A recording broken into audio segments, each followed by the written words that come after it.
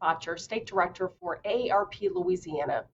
Millions of Americans fall victim to fraudulent schemes every year, and tens of billions of dollars land in the pockets of con artists and criminals. Without protection for us and our loved ones, our chances of joining the growing list of victims increase dramatically. That's why AARP is fighting fraud by giving you valuable information you need to fight back and keep the con artists at bay. Before I turn to our guests for comments, I'd like to go over how you can ask a question during today's conversation. This is an interactive forum, and after hearing our brief opening presentation, you'll have the chance to ask questions live on the call, and we'll do our best to answer them. So if you want to ask a question at any time during this call, all you need to do is press *3 on your telephone keypad to be connected with an AARP staff member. They'll note your name and question and then place you in the queue. So the sooner you press *3, the sooner you'll be online with our guests. You'll also want to grab a pen and paper to take notes and write down important numbers that we'll give throughout today's program. So now, without further ado, I'd like to introduce our guest for today's call.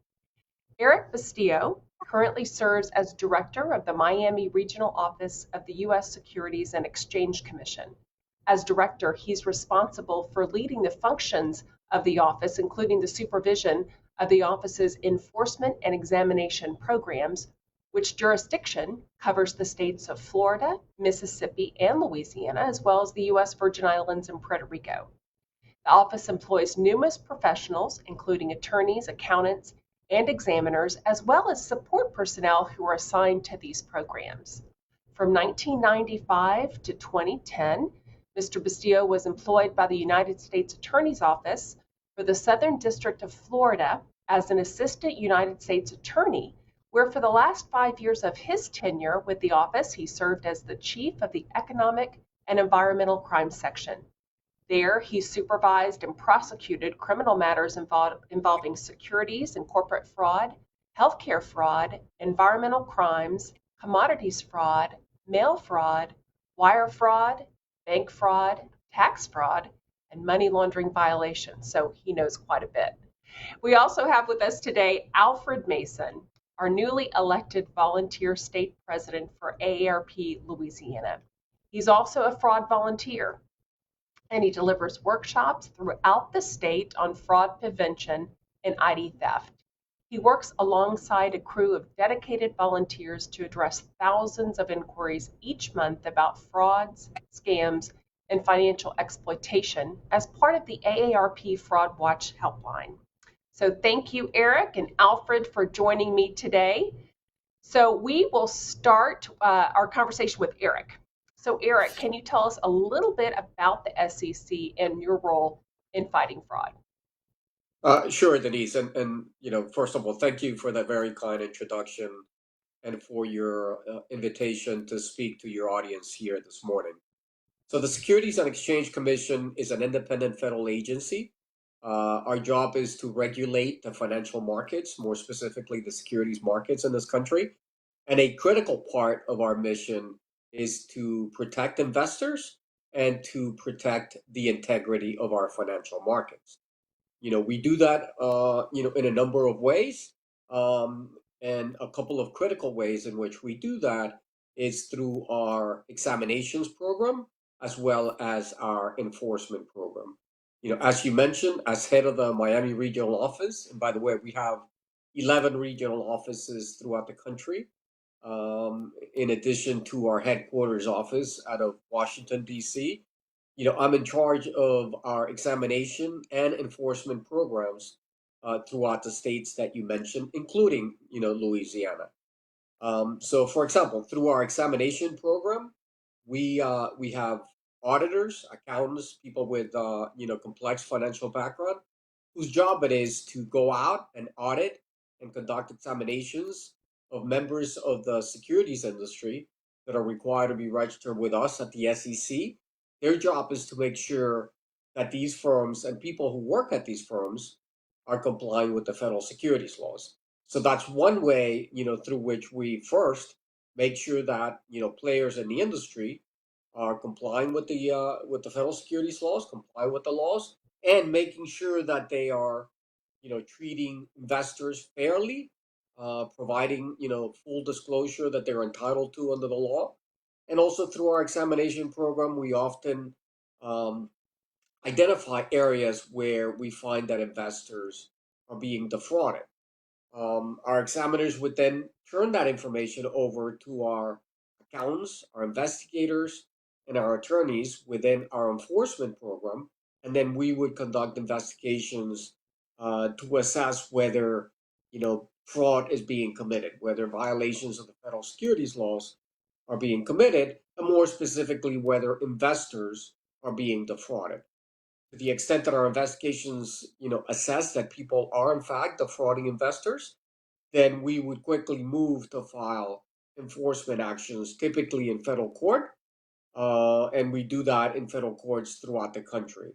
At that point, our job would be to basically stop the fraud and also to obtain recovery for investors, such that we're ultimately able to attempt to make investors whole in these cases. Another critical part of our mission is also to educate investors. We want to provide investors with the tools necessary so that they can understand how the securities industry work, how financial markets work. We provide education on financial literacy, and more specifically, we provide information to investors on hopefully how to avoid getting defrauded, um, so that when they are being solicited or when they are presented with an opportunity to invest in something, they know what to ask. They understand the product. They know who to call. For example, us, the SEC. They know what questions to ask, and hopefully, ultimately, can make an informed decision and invest in something that they understand, and more importantly, something that actually turns out to be a legitimate investment product. And so, we spent a lot of time on investor education, through programs such as this, as well as through presentations that, we conduct throughout our region, including the states of Louisiana, as well as the other states that are subject to my office's jurisdiction. And so, I cannot impress upon investors how important it is to make sure that they understand, how investments work, what questions to ask, as well as to make sure that they understand that we are here to help them, that we are here to provide them with information so that they can educate themselves and ultimately make sound investment decisions. Um, and in fact, let me go ahead and provide a few ways, and hopefully I'll get another opportunity to do this before the end of the show. But let me give out some numbers as well as some web addresses and email addresses through which they can contact us, with any help that they may need or any questions that they may have. And if I can do that now, Denise, I'm happy to do it. If you want me to wait until later. Yep.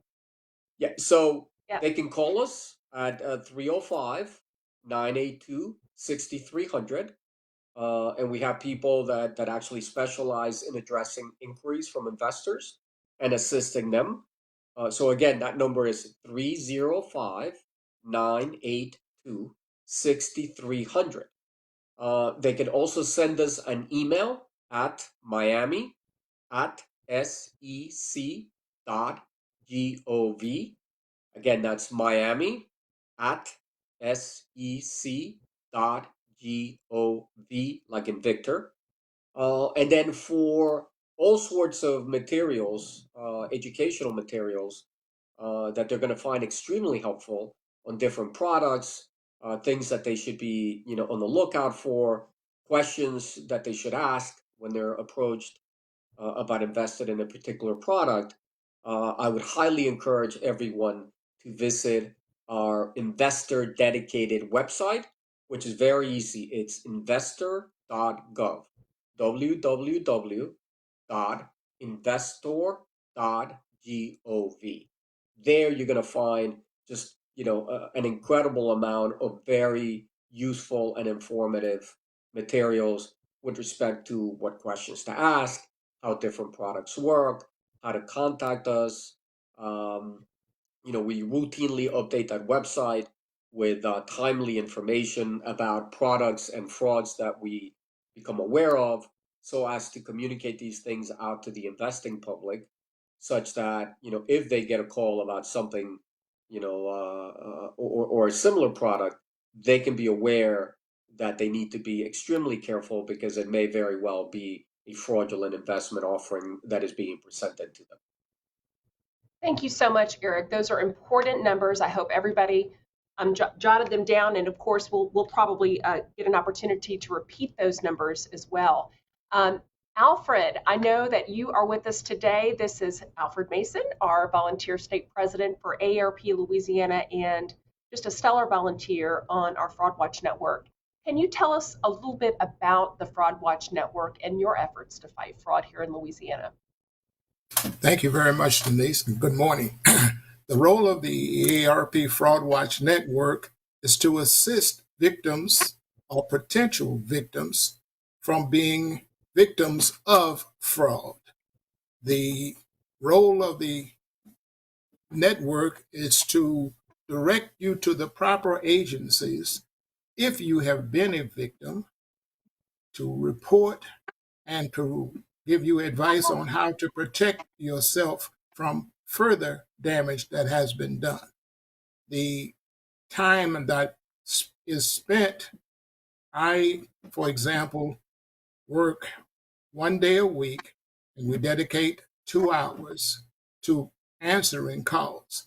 The motto of the Fraud Watch Network is, if you can spot a scam, you can stop a scam. Should any of our listeners have the occasion to have to call, the number is 877-908-3360. Again, AARP Fraud Watch Network. We are currently doing presentations at the Goodwood Library in Baton Rouge, and also at this point, we're doing quarterly presentations at the Gonzales Library, just in the Louisiana area, so you are available. We are available to assist if you need. Thank you, Denise. Thank you so much, Alfred. So remember, here in Louisiana, we have volunteers who are providing resources and education across the state, not just in Baton Rouge and Gonzales, but also in New Orleans and also in Shreveport. And I know so much of your work, Alfred, is just listening to the stories from people who Yes. they're truly heartbreaking. And so while we have our listeners on the phone, it's important that if you have a question, that you press *3 on your telephone keypad. That way you can get into our Q&A queue, and you'll be connected with an AARP staff member or volunteer who will screen your call, place in the queue, and then you can ask your question of Mr. Bustillo or certainly of our volunteer state president. So remember that *3 on your telephone keypad. You can do that right now. If you even have a story about fraud or scams that you have experienced, we'd love to hear that. The more education we have, the more stories that we share, the more we can stop it and learn how to stop it. So before I go to the Q&A portion of our call today, I do want to throw out a poll question for all of you. And so if you are listening, or even if you're joining us on Facebook, have you or someone you know experienced fraud or scams of any kind? Press 1 for yes, 2 for no. So the question again, have you or someone you know experienced fraud or scams of any kind? Press 1 for yes and 2 for no. And as I look to our poll numbers here, it's kind of surprising. I thought that a large majority of us would have pressed yes, but actually it's 67% of us. That's still too high though. 67% pressed yes, that they have been either themselves or someone they know have experienced fraud or scams. And then 33% of you who responded said no. So we still have to do more to educate ourselves, to always be on the lookout, And so our guests today are gonna help us do that. So without further ado, let's go to Whitney in Abbeville. Whitney, do you have a question for Mr. Bustillo with the SEC?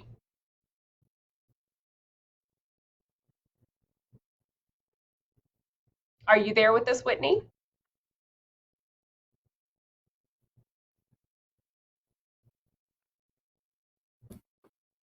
Well, okay, Whitney is not with us. We will go to the, let's see, we have a couple in the queue who are being screened, so we can't go to them just yet.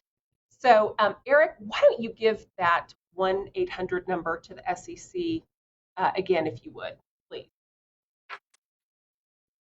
The number that we have here for our office is 305-982-6300.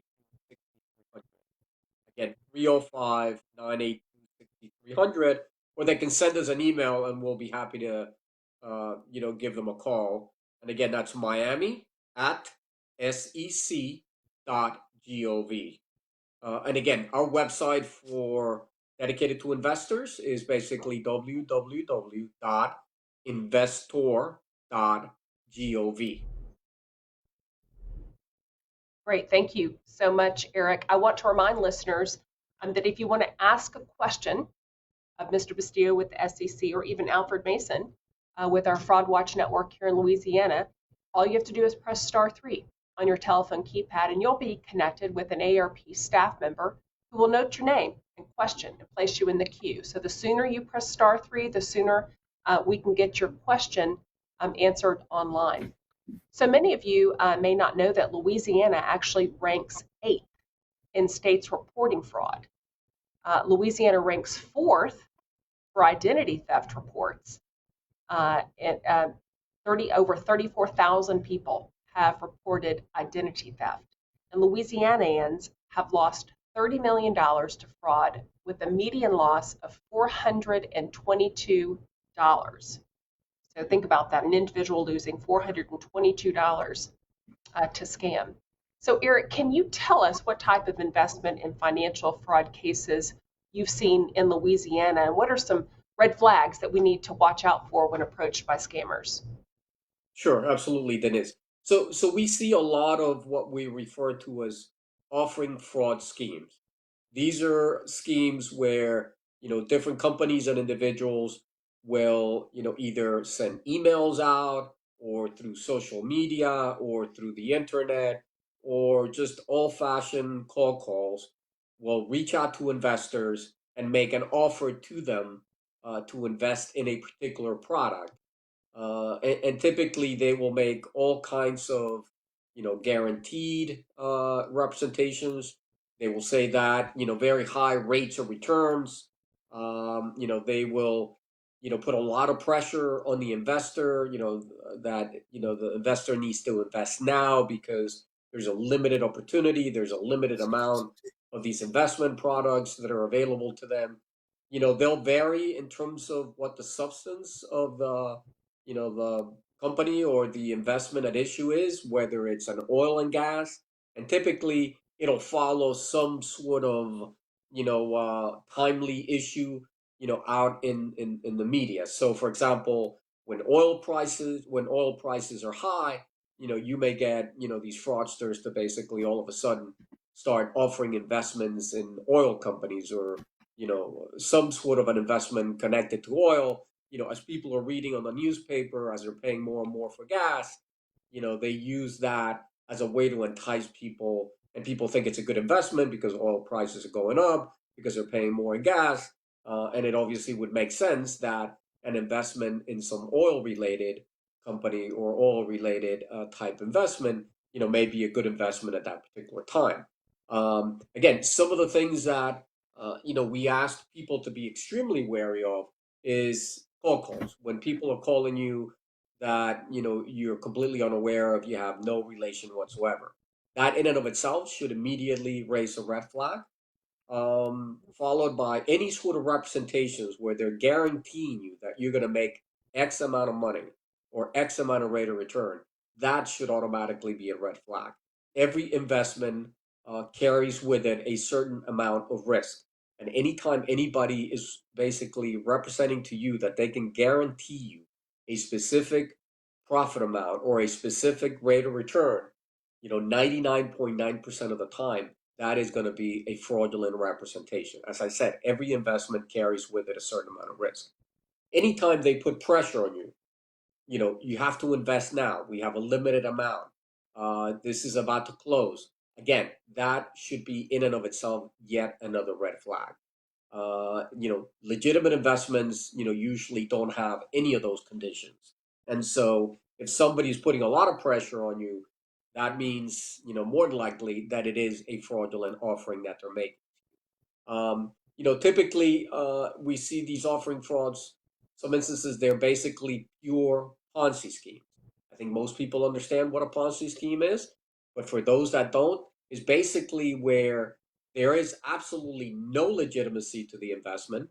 All they're doing is taking your money as an investor to pay a prior investor. Okay, so if they're promising you, X profit, there is no legitimate source for that profit. What they're doing is just taking somebody else's money to pay you. Eventually, that's going to collapse because they're going to run out of people that will invest in this, and then ultimately, most people end up losing all their money.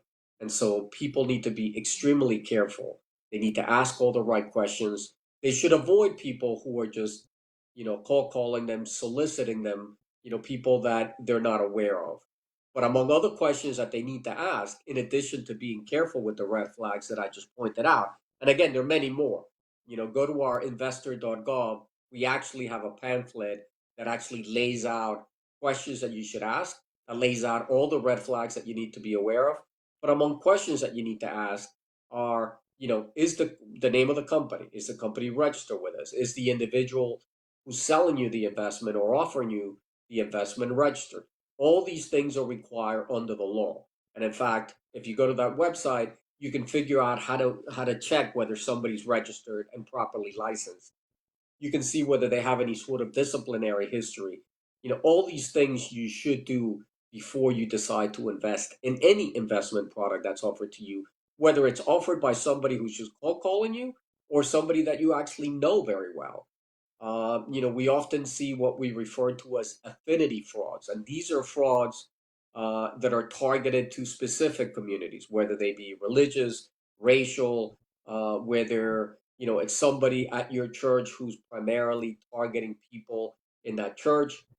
These are particularly important for people to be aware of because these are people that are oftentimes within groups that you trust. Okay, and so the people offering automatically seem to come with a certain air of legitimacy because people tend to trust them, right? They're a member of an organization that you happen to be a member, or they're a member of your church or temple or whatever other religious organization, and you automatically assume that because they are a member of that organization that you also happen to be a member, that these are legitimate individuals.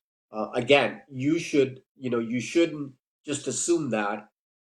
You should never assume, no matter who's making that offer to you or who's soliciting for you to invest in any particular product. You still should ask all the same questions. You still should understand how the product works. You still should make sure that people are fully and properly registered, that they don't have a disciplinary history. And again, if you have any questions on any of this whatsoever, please reach out to us.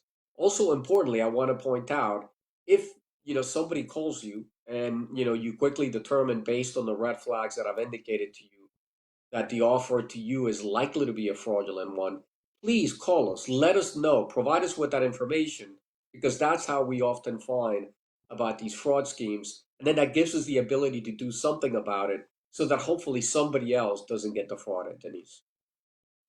Thank you so much, Eric. So while you've been speaking, we have so many people who are in our queue to ask questions. So I'm just seeing all of these incredible stories. So I first want to go to Kathleen and Marrero. Kathleen has a great question about a check. Kathleen, are you with us this morning? Yes, I am. Yes, Yes, I am. Tell us what happened. I received a letter from Publishing Clearinghouse and a check along with the letter for 6,000. Hold on just 1 minute.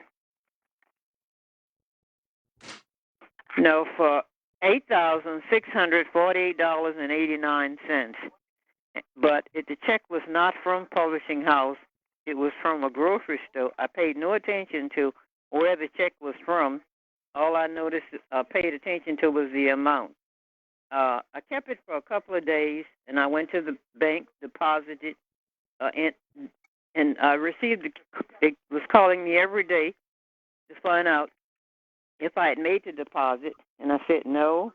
So the last time they called me, I went to the bank, made the deposit, but I didn't put it in my account. I opened a new account, and the next day he called me, did you make a deposit? They said, make the check out to make a cashier, send them a cashier check, so and U.S. Custom would pick it up. And then he called me and told me not to make a cashier check, to make cash, and then I realized it was fraud.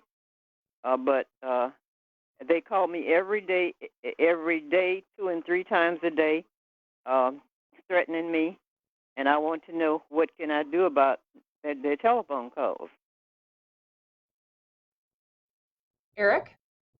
Yeah, look, you should call the police. You Yes. should call the criminal authorities. You should report it.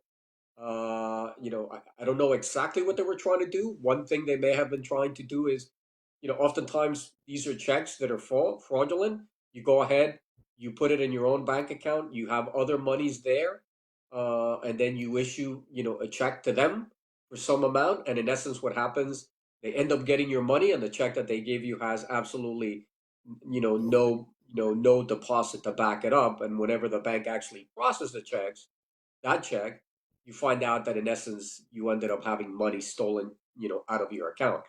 Now here, you were smart enough to actually open a completely separate account, and so I don't know what ultimately happened. I assume that check ultimately bounced and had no real legitimacy to it. But look, another rule of when it comes to fraud, if it sounds too good to be true, it more than likely is. If anybody sends you a check out of the blue for thousands of dollars and tells you that you've won this money or you're entitled to this money, or they're willing to give you part of the money of the check if you return some of it back, I can guarantee you that that is a fraudulent, activity and a fraudulent offering that they're making to you. You should, take it, report it to law enforcement, and basically, and just leave it at that, and do nothing with the check. Certainly not, do not deposit it. Do not deal with these people, and do not in any way do what they're asking you to do. Call the police, forward it to them, explain to them what happened to you, providing with as much information as you can, and they will take it from there. Thank you. Next, we'll go to John in Folsom. Good morning, John. Hi, how are you? Good. I understand you have some issues with folks calling you, claiming they're from Medicare. Yes. Is that right? Yes, Tell us about that. We've been getting inundated with people calling, trying to verify that I have a Medicare A and B red, white, and blue card. Okay, and they'll ask your name, and they'll ask your telephone number. They'll try to get your birthday and whatever, and they're just seem to be trying to compile all the information. And when it got down to my address, they told me what my address is. They have all this information, of course, you can get anywhere, okay? And they ask you to repeat your address to you as if, are you such and such name? Okay, yes, I am. Yes, I am. And I remember that there were some fraudulent calls about, don't ever answer yes. Say first, that's correct. Okay? And they'll try to get you to answer yes so they can take that tape call in your voice and apply it to an authorization on a purchase of a product and send this product out to you. The second thing is, I'm under the impression that neither the IRS nor Medicare makes telephone calls unless you've been dealing with a specific individual asking a question and they're calling you back. They respond to you in writing, informing you of everything. So I am under that impression that nobody should be answering any type of general questions or information, personal information whatsoever, if they're getting a call from people saying they're representing Medicare or they're trying to verify that you have the card so that we make sure everything is correct. That's what I want to know from you guys. Am I right in that philosophy or not? Eric? Absolutely. I mean, in my former life as a federal prosecutor, I did a lot of cases involving healthcare fraud. Those cases involved defrauding the Medicare system. I can tell you that the amount of fraud that takes place with respect to defrauding the Medicare and the Medicaid programs is literally in the billions of dollars a year. What they're trying to do is they're trying to get your Medicare number so that they can then use it to start submitting claims to Medicare, to Medicaid, and end up stealing, millions of dollars collectively out of those healthcare programs. Moreover, once they have all that information, then they can then sell it, and it can be used for identity fraud in a whole host of different ways. For example, in what we do, we find out that oftentimes, these fraudsters get a hold of identity information from people and then use it to be able to steal monies out of brokerage accounts of investors. And so you need to be extremely careful anytime anybody calls you over the phone asking you for any sort of financial, any sort of personal information, your address, your date of birth, your social security number, your account number, your Medicare number. Hang up and give them absolutely nothing. They try to entice you and they try to appear legitimate by, for example, saying, Mr. John Smith, we just wanted to verify. We know you live at 123 Main Street, and so on and so forth. And then people think, okay, this person must be legitimate. They know where I live. Information about your address and so on and so forth is pretty easily obtainable from public sources. What is not easily obtainable are things like your date of birth, your social security number, your Medicare number, your account numbers. Those, that's what they're calling. That's what they're trying to basically get from you. And they try to appear legitimate by providing you with some information that would make you believe that these are legitimate people. As you well state, Medicare, and other government agencies are not going to call you asking you for this information, and they're certainly not going to call you out of the blue. As you well put it, typically they will communicate with you in writing, then you reach out to them. There are legitimate ways of establishing that they are in fact, a legitimate governmental agency and that they have, legitimate governmental business to deal with you. Thank you so much, Eric. It's important that we're sharing these stories so that we learn from one another. I'm learning some things as we're talking. And so if you have a question or would like to share your story, please press *3 on your telephone keypad, and you'll be placed in our Q&A queue. And that's how we're bringing people on live to ask questions or even share their stories. So remember, *3 on your telephone keypad. Next, we'll go to Faith in Shreveport, who actually has a question I want to know the answer to. So, Faith, tell us your story. Well, hello, and thank y'all for taking my call. But I have been getting several charges on my debit card that I didn't authorize. And when I have to get and change my card, and I keep changing my card because that's the way I live by my card. I don't carry cash. But I just keep having that happen to me, and I've had to do that for several, months. And I want to see about if there's any way I can stop it, or what can I do about it other than call my bank and have them to, send me another card. Thank you, Faith. Eric, any advice for Faith? Look, obviously there's got to be a way by which her number or card is being compromised. the fact that, I mean, she seems to be doing the right thing, which is, quickly alerting the bank and quickly having the bank issue a new card with a new number. But there's obviously something wrong here because, if she keeps getting new cards and somehow, somebody seems to be keeping, getting access to that card to be able to use it, there's something else going on here.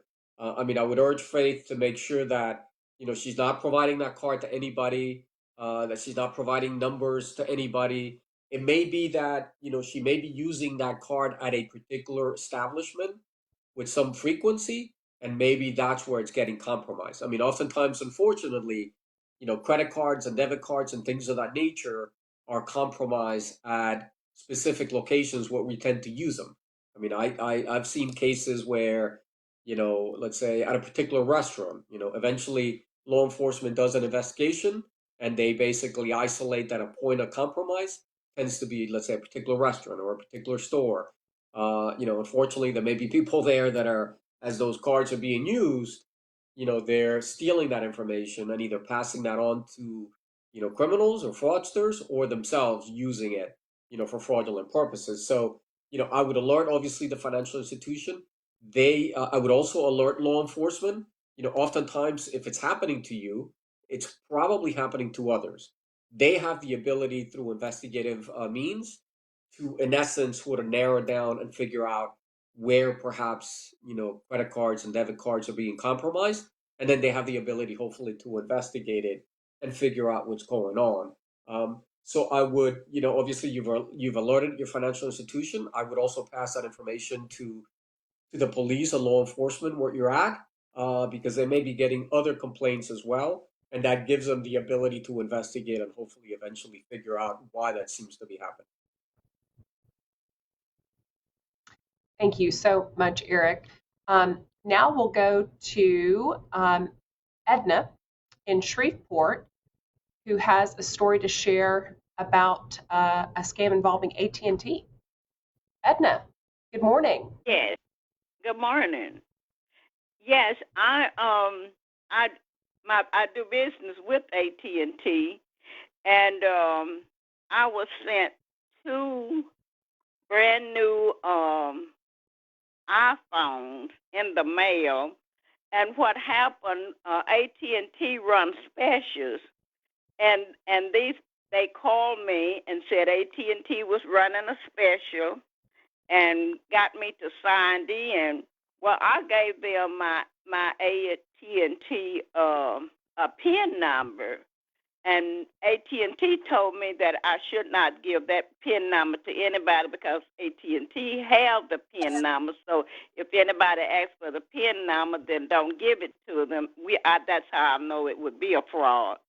But anyway, I didn't at the time. I didn't know that, so they sent me.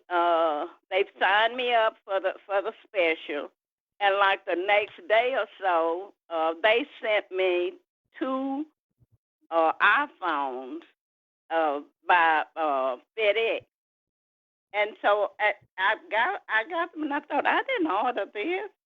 So I'm where did this come from? But anyway, about 30 minutes after they dropped them off, after UPS dropped them off, this lady calls me and asks me if I got those iPhones. That somebody dropped a package off at my house. They were tracking it, and I said yes. And she said, "Well, we need you to put." We sent them to the wrong person. That she had identified herself from AT&T.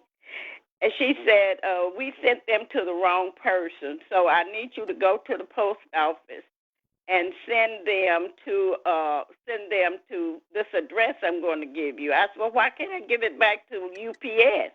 No, send it to this address that we're going to give you and send it through the post office. And I did it. I didn't do it that day. I did it the next day, but they kept calling. Have you sent those phones? Have you sent those phones? If you don't send them, you're going to have to pay for them.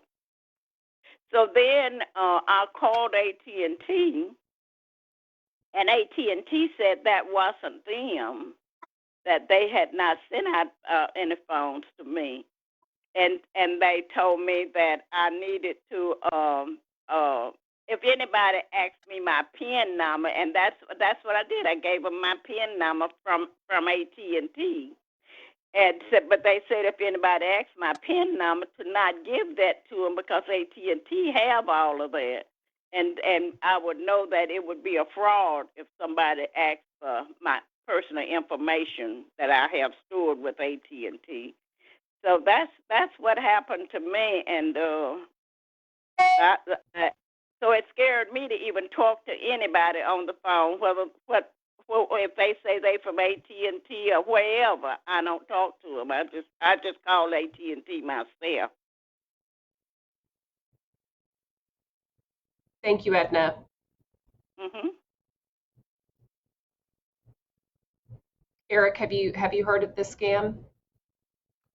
Yeah, I mean, this happens with some frequency where people will use other people's identity to order things, products such as phones. I mean, those are fairly expensive phones. They'll have it delivered to the actual person, and then they'll concoct some story that it was by mistake and so on and so forth. More than likely, they asked this lady to send them to an address that is obviously not AT&T, because AT&T ultimately told them that wasn't us, but an address where they control, and then they ultimately have the ability to get those iPhones, which, as I said, in some instances they can cost $1,000 a piece. And so they'll, in essence, they basically stolen these two phones from AT&T that then they'll proceed to resell or use for themselves.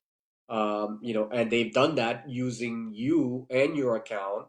I mean, I would hope that AT&T worked with this lady and ultimately did not charge her for those phones. But unfortunately, in many instances, they will. A company such as AT&T or any other company will go ahead and charge your account, and you will be responsible for paying for those items. And so, you have to be extremely careful, when you're dealing with people like that. If it's something you never order, if it's something that they're claiming that they're willing to give you for free, again, the old adage: if it sounds too good to be true, it probably is. And so, if you get such a call, don't take it. Separately call the legitimate AT&T number or whatever other company and tell them what's happening, and that you got to call and verify whether it's legitimate or not. More than likely it isn't, because typically that doesn't happen, that they're going to call you out of the blue and tell you that they're willing to give you 2 free iPhones. Thank you so much, Eric. Alfred, I know you, as part of the Fraud Watch Network, you hear a lot of these stories from our folks around Louisiana and sometimes even across the nation. What are the common scams that you hear about? Denise, one of the things as listening to the callers that have come before, the check from Publishers Clearinghouse, that occurs a lot. Only this, basically, the way they do it is government grants. They don't necessarily say Publishers Clearinghouse, although, believe it or not, we have 3 sample checks that we use in presentations that were sent to us, one of which was from Publishers Clearinghouse. We happen to have Publishers Clearinghouse phone number in our resource guide, so we contacted them and found out that it didn't work. The other thing I listened to was a young lady who in Shreveport about giving out a PIN number. Giving out pins is like giving out your keys to your front door or the key to your car. If you don't know the individual, you don't allow them that information. I have to agree very much with Mr. Broussard, because the problem is we tend to believe, especially those of us who are over 50, we tend to believe that when people call us, the calls that we are receiving are legitimate. What we normally advise individuals is if your phone rings and you don't recognize that number, let your caller ID or your voicemail answer your phone. The criminals are very smart. very unique. I think I've told the story before about caller ID on the bottom of our television screen. And in the process of that call, I happened to look to see who was calling. It turns out it was me. My number, my name. After not answering and they finally hung up, I turned to my wife and I asked her, I wonder what I want. We're dealing with criminals. That's the only nice word that can be used.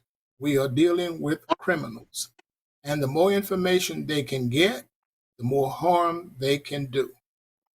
The other issue I just heard and we deal with on the calls is getting calls. The Internal Revenue, Social Security, and Medicare are the three government agencies that will never, and I do mean never, ever call you.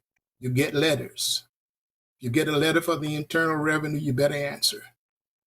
Social Security is not calling. Medicare is not calling. They don't need to verify your Social Security or your Medicare number. I'm sorry. They gave it to you. They know what it is.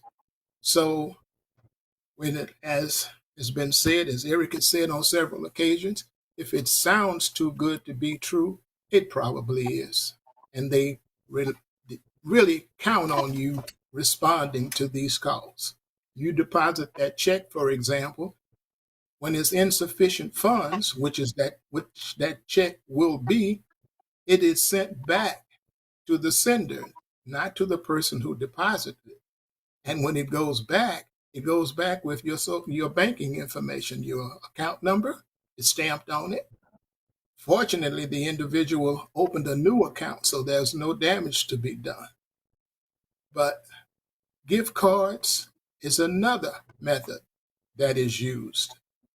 If anyone, and we advise people in presentations, if anyone asks you to do any business with a gift card, as you are hanging up, I tend to say scream in their ear just to aggravate them, because a gift card is an automatic giveaway. There's no way you can retrieve your money, which is what most of the calls with gift cards are about, wanting to know how they can get their money back. You initiated it. It's a legitimate purchase as far as the company that sold it. It's a legitimate purchase as far as the gift card company itself. So if they trace it, it comes back to you. So those are just some of the examples, Denise, that we deal with the Fraud Watch Network.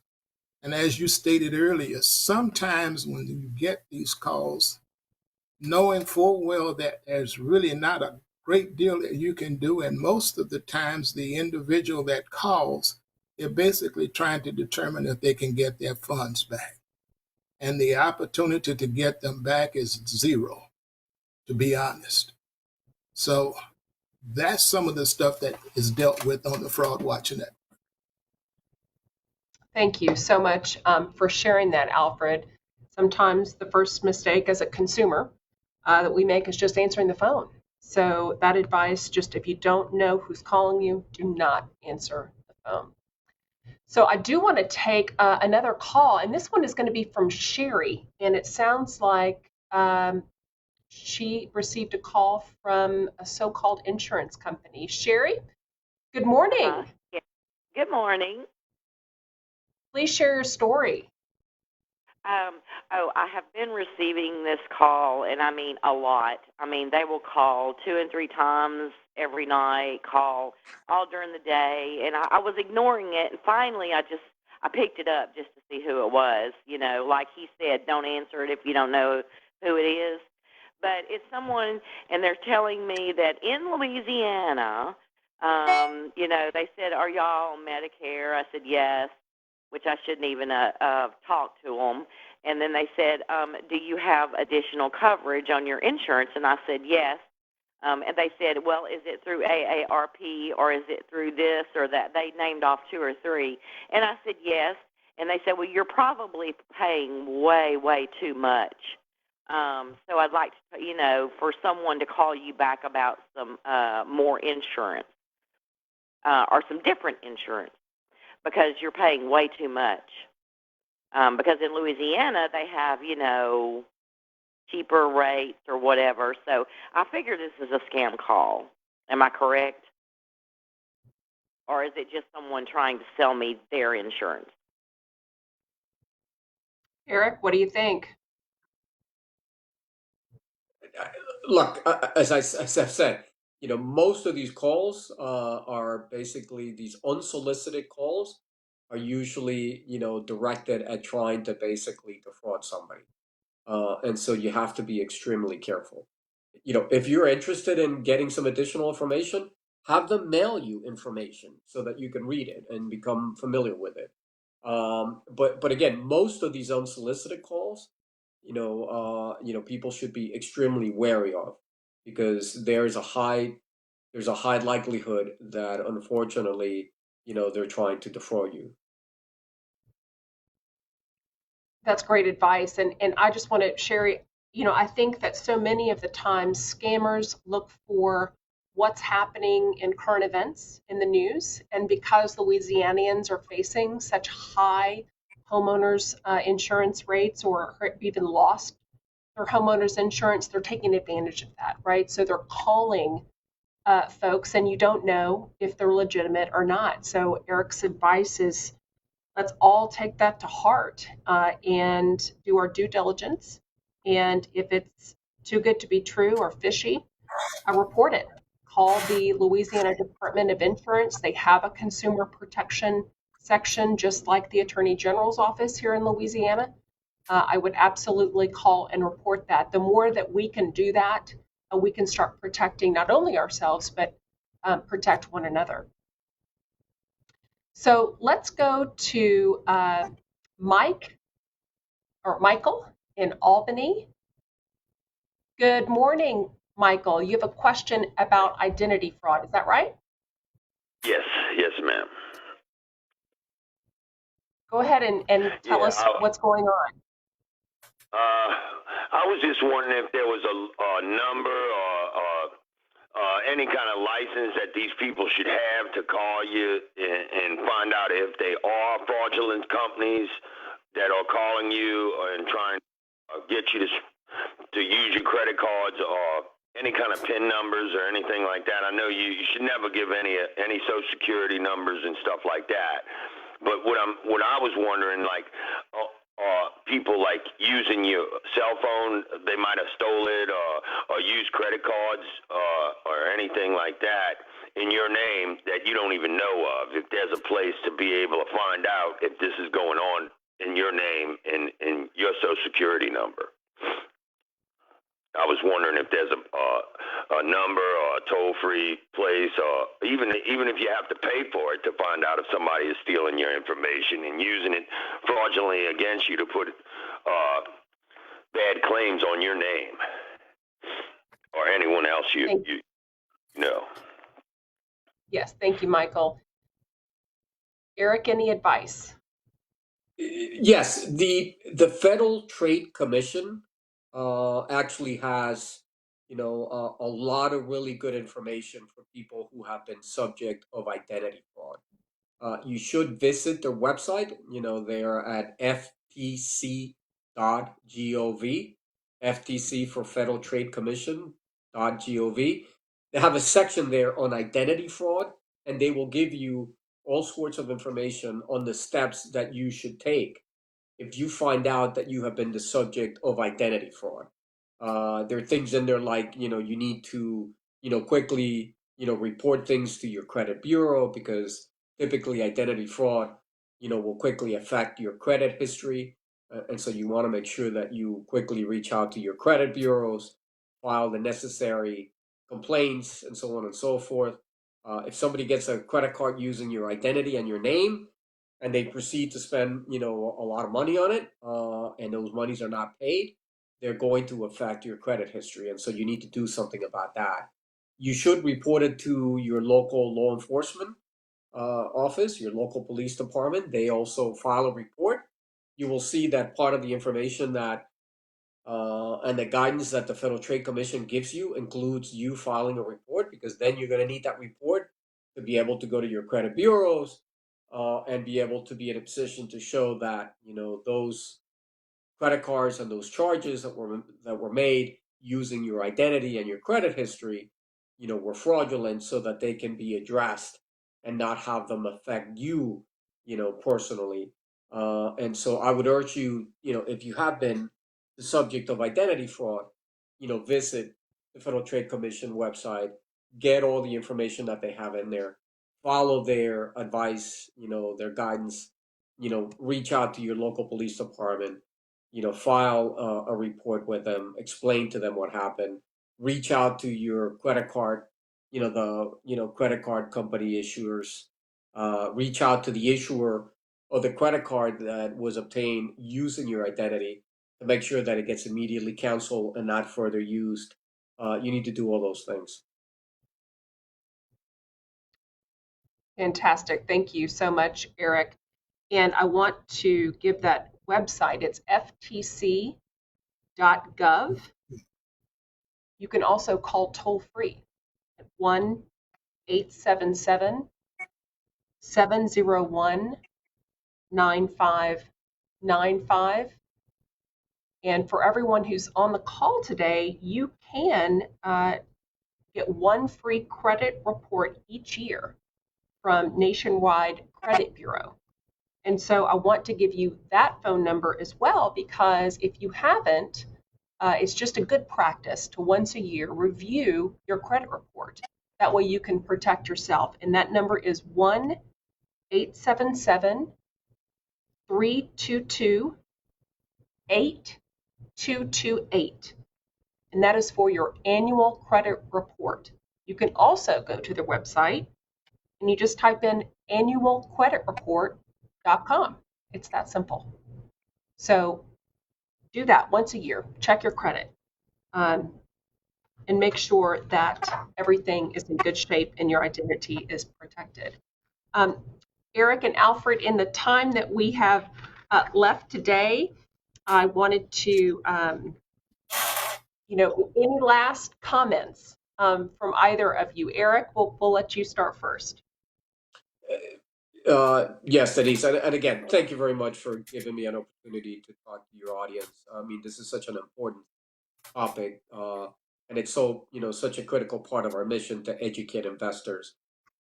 Again, if you're solicited, about investing in something, you need to be extremely wary, especially if it's a cold call solicitation. You need to make sure that you're asking all the right questions. Do not feel pressure to invest in anything. If they're making you outrageous, guarantees and representations, as I said, more than likely it's a fraudulent offer. Call us. We'll be happy to help you. Understand more about the product. Understand what questions to ask. And again, before you make any decision to invest in any particular product, you need to have conducted your due diligence, as Denise, importantly pointed out. You need to understand what you're investing in, who you're dealing with, whether they're properly licensed, registered, whether they have any sort of disciplinary history. You need to understand how the product works, whether that's something that sort of fits your needs, your financial needs, and you need to be fully informed before you make any decision, with respect to investing in any product whatsoever. And again, give us a call if you have any questions whatsoever. Go to our website, investor.gov. Take a look at the information that's in there. You're going to find it extremely useful in determining whether or not you want to invest in any particular product. But again, keep in mind that the red flags that I pointed out to you. If it sounds too good to be true, probably is.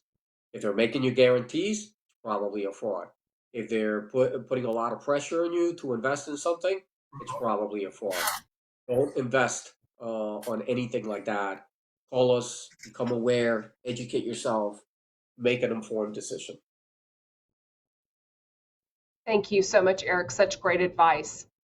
Alfred, any Yes, closing ma'am. remarks from you too? Yes, another way to protect yourself from fraud is to destroy sensitive information, papers, bills. And to help in that process, we are hosting at the Sheriff's Safety Town in Shreveport on April the 15th, a free shredding. Also at the Whole Food in Baton Rouge on the 22nd, we're hosting a free shredding. Both events will take place from 9 a.m. until 12. Just pull up, pop your trunk, put your information in the bag, and it will be shredded. I advise people when we're doing presentations, never, ever throw away information. For example, those pre-approved credit card applications, they are legitimate offers. And if you throw them away, someone will use them and you'll wind up getting bills that you have no clue about. So we are offering these opportunities to you. And I have to agree with Eric wholeheartedly. If it sounds too good to be true, it probably is. Thank you, Denise. Thank you. So thanks to you both. AARP Louisiana thanks Eric Bustillo, Director of the Miami Regional Office of the U.S. Securities and Exchange Commission, and Alfred Mason, Volunteer State President and Fraud Watch Network Helpline Volunteer. Thank you both for joining us today. So thank you all for our listeners and for joining us on this important topic. We apologize if we were not able to answer your question. If you stay on the line, you'll be able to leave us a voicemail. You can leave your question or comment, and we will get back in touch with you. So you can follow AARP Louisiana on Facebook, Twitter, and YouTube. You can call us at 1-866-448-3620. Thanks so much and have a great day.